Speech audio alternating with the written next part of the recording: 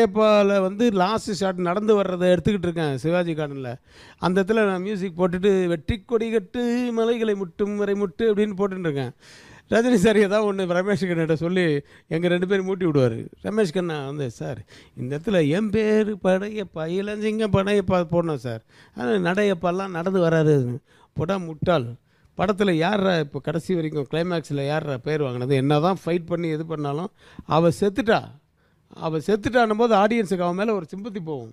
என்ன தான் வில்லியாக இருந்தாலும் அடுத்த ஜென்மத்திலேயாவது வந்து உன்னை நான் பழி வாங்குறேன்னான்னு போன உடனே அவள் என்ன தான் வில்லியாக இருந்தாலும் அவர் கண்ணில் மூடிட்டு, அதனால தான் தொட்டு அவர் கண்ணை மூடி அதுக்கப்புறமா வேலை கொண்டு போய் வச்சுட்டு வந்து நடந்து வருவார். அப்போ வந்து என் பேர் படையப்பனா காமெடி ஆகிடாதா?